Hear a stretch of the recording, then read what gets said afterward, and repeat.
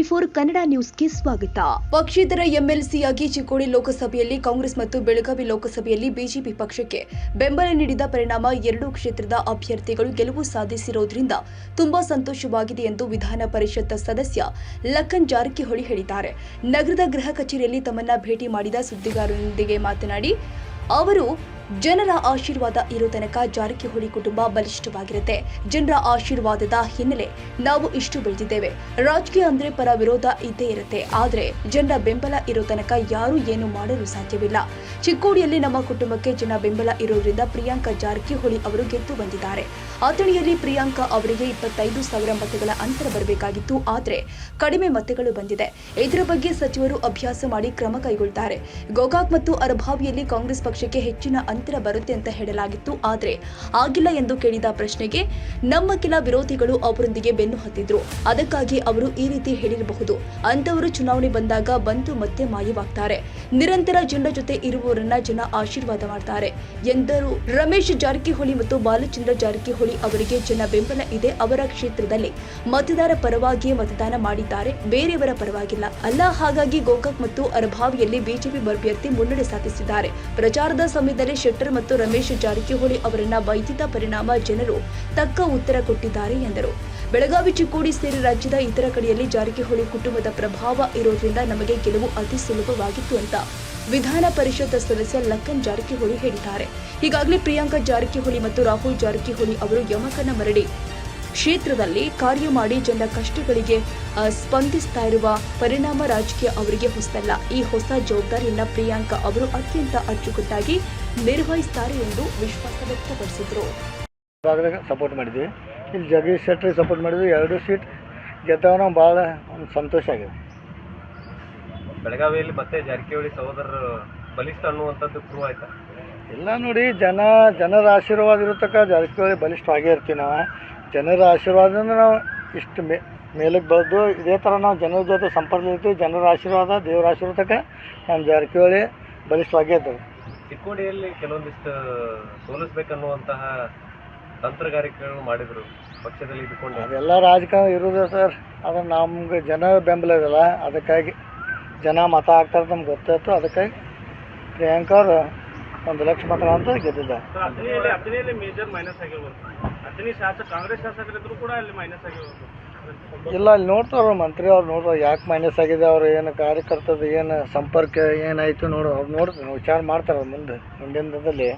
ಅಥಣಿ ಯಾಕೆ ಪ್ರಕಾರ ಏನಾಗಿರ್ಬೋದು ಅಲ್ಲಿ 20,000 ಲೀಡ್ ಆಗಬೇಕಾಯ್ತಲ್ಲ, ಯಾಕೆ ಹಿಂಗಾದ? ಯಾಕೆ ಕಳೆದ ಬಾರಿ ಅವ್ರು 75,000 ಲೀಡ್ ಆಗಿದ್ರು. ಸ್ವಲ್ಪ ಏನೋ ಇದು MP ಎಲೆಕ್ಷನ್ದ ಒಂದು 25 ಲೀಡ್ ಆಗ್ಬೋದು, ಅದು ಆಗಿಲ್ಲ. ಅದು ಏನು ಕಾರಣ ಹಿಂದಿನಿಂದಿಲ್ಲ ಅವ್ರ ಗೋಕಾಕ್ ಅರಭಾವಿಗೆ ಅಚ್ಚರಿ ಫಲಿತಾಂಶ ಬರೋದು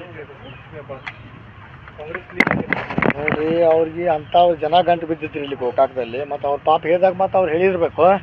ಅದೇನು ಆ ಥರ ಆಗೋದಿಲ್ಲ. ಯಾಕೆ ಇಲೆಕ್ಷನ್ದಾಗ ಒಂದು ಬರ್ತಾರೋ ಅವ್ರ ನಮ್ಮ ವಿರುದ್ಧ ಒಂದು ಟೀಮ್ ಇದೆ, ಅವ್ರು ಬರ್ತಾರೋ ಬಂದು ಮತ್ತು ಹೇಳಿ ಹೋಗಿ ಬಿಡ್ತಾರೆ ಅವ್ರು. ಮತ್ತು ಅವ್ರದ್ದು ಪೆನ್ ಅವ್ರದ್ದು ಹಾಳಿ ಬರೆದು ಕೊಡೋರು ಅವ್ರ. ನಾಲ್ಕು ದಿನ ಗೋಕಾಕದಲ್ಲೇ ವಾಸ್ತವ್ಯ ಹೂಡಿ ಪ್ರಚಾರ ವಿಚಾರ ಮಾಡಿದ್ರು, ಏನು ವರ್ಕೌಟ್ ಆಗಲಿಲ್ಲ. ಇಲ್ಲ, ಗೋಕಾಕು ಅರಭಾವಿ ಏನೈತಿ, ರಮೇಶ್ ಜಾರಕಿಹೊಳಿ, ಬಾಲಚಂದ್ರ ಜಾರಕಿಹೊಳಿ ಮತ್ತು ಪಕ್ಷಕ್ಕೆ ಅವ್ರಿಗೆ ಜನ ಬೆಂಬಲ ಮೊದಲಿಂದ ಇದೆ. ಅದೇನು ಚೇಂಜಸ್ ಆಗೋದಿಲ್ಲ. 4 ದಿನದಲ್ಲಿ ಯಾರು 8 ದಿನ ಇದ್ರೂ ಜನ ಈ ಶಾಸಕರ ಪರವಾಗಿ ಮತ ಹಾಕ್ತಾರೆ. ಇಲ್ಲೇ ಇದ್ದುಕೊಂಡು ಇಲ್ಲೇ ಲೋಕಲ್ ಸ್ಥಳೀಯ ಶಾಸಕರನ್ನ ಬೈಯುವಂಥ ಕೆಲಸ ಕೂಡ ಮಾಡಿದ್ರು. ಅದೇ ಬೇಯ್ದಕ್ಕೆ ಜನ ಉತ್ತರ ಕೊಟ್ಟಿದ್ದಾರಲ್ಲ, ಅದಕ್ಕೆ ನಾವೇನು ಜಾಸ್ತಿ ಇವ್ರನ್ನೂ ಬೇಯ್ದು ಶೆಟ್ರನ್ನು ಬೇಯ್ದಕ್ಕೆ ಜನ ಉತ್ತರ ಕೊಟ್ಟಿದ್ದಾರೆ. ಅದಕ್ಕೆ ಅವರೇ ತಿಳ್ಕೊಬೇಕು ಮುಂದಿನ ದಿನ. ಅವ್ರ ಬೀಗರು ಇಲ್ಲೇ ಇದ್ರು ಭಾಳ ಅಲ್ಲಿ ಬೀಗರದ್ದು ಓಟ್ ಹಾಕ್ಬೇಕಲ್ರಿ.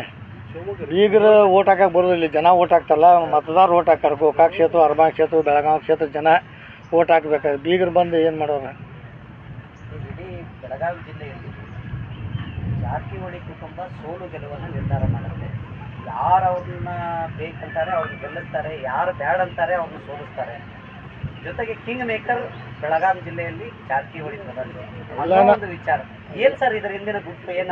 ನೋಡಿ, ನಮ್ಗೆ ಜಾರಕಿಹೊಳಿ ಅಭಿಮಾನಿಗಳು ಮತ್ತು ನಮ್ಮ ಕಾರ್ಯಕರ್ತರು ಅವ್ರದ್ದೆಲ್ಲ ಆಶೀರ್ವಾದ ಇರೋದ್ರಿಂದ ನಮ್ಗೆ ಶಕ್ತಿ ಆ ಥರ ಇದೆ. ಅದಕ್ಕಾಗಿ ಅವ್ರದ್ದೆಲ್ಲ ಕಾರ್ಯಕರ್ತರದು ಜನರ ವಿಶ್ವಾಸ, ಒಂದು ಪ್ರೀತಿ. ಯಾಕೆ ಜಾರಕಿಹೊಳಿ ಸಹೋದರು ಎಲ್ಲ ಜನರಿಗೆ ಸ್ಪಂದಿಸ್ತಾರೆ, ಜನರಿಗೆ ಕೆಲಸ ಮಾಡಿಕೊಡ್ತಾ ಒಂದು ಅಭಿಮಾನ ಇರೋದಂದ್ರೆ ಅವ್ರು ಜಾಸ್ತಿ ನಾವು ಹೇಳಿದ ಕಡೆ ಮತ ಹಾಕ್ತಾರೆ ಮತ್ತು ಪಕ್ಷಕ್ಕೂ ಯಾವ ಪಕ್ಷ ಅದಕ್ಕೆ ಬೆಂಬಲನೂ ಕೊಡ್ತಾರೆ.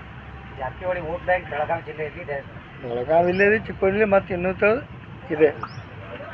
ಡಿ ಕೆ ಸುರೇಶ್ ಹೋಗ್ತಾರೆ ಬಗ್ಗೆ ಅದ್ರ ಬಗ್ಗೆ ನಮ್ಗೆ ಗೊತ್ತಿಲ್ಲ ರೀ. ಅದು ಇರೋದು ಬೆಂಗಳೂರು ಗ್ರಾಮೀಣ, ನಾವು ಇರೋದು ಬೆಳಗಾವಿ ಜಿಲ್ಲೆ. ಅದ್ರ ಬಗ್ಗೆ ನಮಗೇನು ಅದ್ರ ಬಗ್ಗೆ ಮಾಹಿತಿ ಇಲ್ಲ.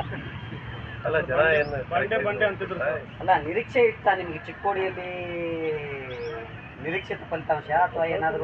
ನಿರೀಕ್ಷೆ ಇತ್ತು ನಮ್ಗೆ. ಇನ್ನೂ 50,000 ಲೀಡ್ ಜಾಸ್ತಿ ಆಗಬೇಕಿತ್ತು. 1,50,000 ಲೀಡ್ ಹಿಡಿದ್ವಿ ನಾವು. 50,000 ಮತ್ತು ಕಡಿಮೆ ಆಯ್ತು ಅಷ್ಟೇ. ಸ್ವಲ್ಪ ಅಲ್ಲಿ ಆತನಿ, ಸ್ವಲ್ಪ ಈ ಕಡೆ ರಾಯಬಾಗು, ಸ್ವಲ್ಪ ಈ ಕುರ್ಕೇರಿ, ಈ ಕಡೆ ಒಂದು 34,000 ಕಡಿಮೆ ಆಗಿ 50,000 ಕಡಿಮೆ ಆಯ್ತಿಲ್ಲ. ಗೆಲುವು ಅವ್ರಿಗೆ ಸಿದ್ಧ ಆಯ್ತು. ಫಸ್ಟ್ ಟೈಮ್ ನಿಮ್ಮ ಮನೆಯಿಂದ ಒಬ್ಬರು ಹೆಣ್ಣು ಮಗಳು ಸಂಸತ್ತನ್ನು ಪ್ರವೇಶ ಮಾಡ್ತಾ ಇದ್ದಾರೆ. ಯಾಕೆಂತಂದ್ರೆ ತಾವು ರಾಜಕಾರಣ ಮಾಡ್ಕೊತ ಬಂದಿದ್ರಿ, ಎಲ್ಲ ಅಣ್ಣತಮ್ಮ ರಾಜಕಾರಣ ಮಾಡ್ತಾ ಇದ್ರಿ. ಆದರೆ ಫಸ್ಟ್ ಟೈಮ್, ಯಾಕಂದ್ರೆ ಪ್ರಚಾರಕ್ಕೂ ಸಹ ಹೆಣ್ಮಕ್ಳು ಬರಲ್ಲ, ಇಲ್ಲಿ ಹೆಣ್ಮಕ್ಳನ್ನ ಕರ್ಸಂಗಿಲ್ಲ. ಆದರೆ ಫಸ್ಟ್ ಟೈಮ್ ಸಂಸತ್ತನ್ನು ಪ್ರವೇಶ ಮಾಡ್ತಾ ಇದ್ದಾರೆ. ನಿಮ್ಮ 2ನೇ ತಲೆಮಾರು ಸಂಸತ್ತನ್ನು ಪ್ರವೇಶ ಮಾಡ್ತಾ ಇದ್ದಾರೆ. ಏನು ಹೇಳ್ಬೈತೀರಿ ಅವ್ರಿಗೆ? ಏನು ಶುಭ ಹಾರೈಕೆ ಮಾಡ್ತೀರಿ ಅಂತ?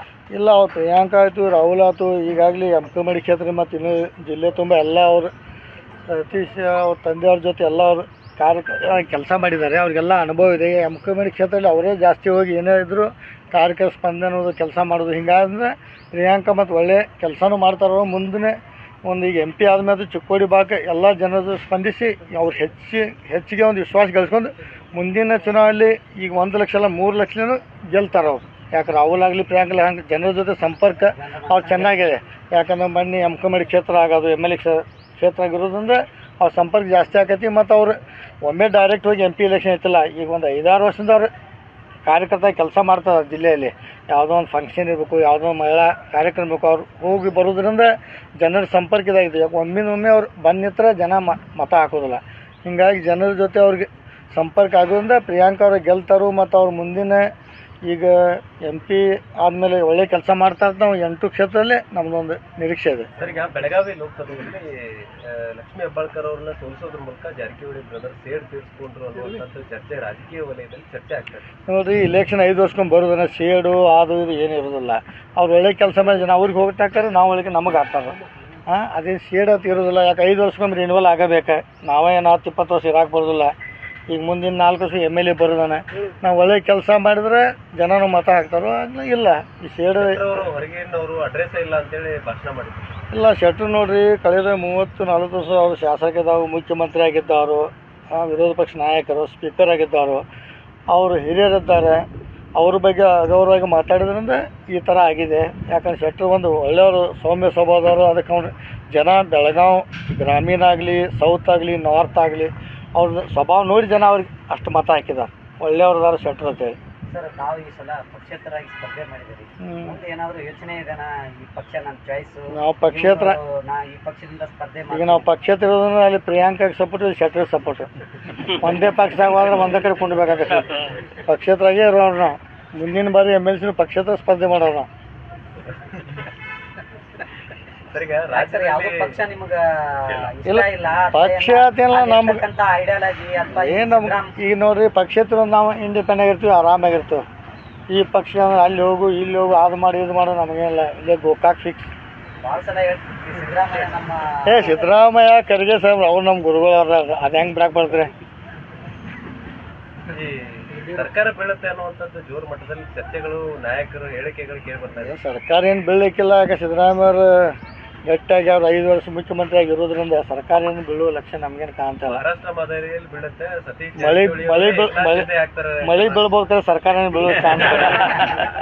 ಮಳೆ ಬೇಕಾದ್ರೆ ಬೀಳ್ಬೋದು. ಯಾಕೆ ಜೂನ್ ಸ್ಟಾರ್ಟ್ ಆಯ್ತಲ್ಲ ಹೇಗೆ. ಅಲ್ಲ, ಸತೀಶ್ ಜಾರಕಿಹೊಳಿ ಅವರು ಏಕನಾಥ್ ಶಿಂದೆ ಆಗ್ತಾರೆ. ಆ ಥರ ಏನಿಲ್ಲ. ಇಲ್ಲ, ಅವ್ರು ಸುಮ್ಮನೆ ಅಪಪ್ರಚಾರ ಮಾಡ್ತಾರೆ. ಸಿದ್ದರಾಮಯ್ಯ ಸತೀಶ್ ಭಾಳ ಒಳ್ಳೆ ಸಂಬಂಧ ಇದೆ.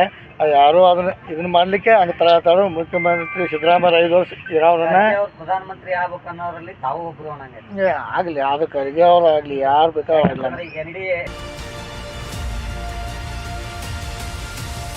ತಾಜಾ ಸುದ್ದಿಗಾಗಿ TV 24 ನ್ಯೂಸ್ಗೆ ಸಬ್ಸ್ಕ್ರೈಬ್ ಮಾಡಿ ಮತ್ತು ಬೆಲ್ ಐಕಾನ್ ಒತ್ತಿ ತಪ್ಪದೇ ಲಿಂಕ್ ಶೇರ್ ಮಾಡಿ.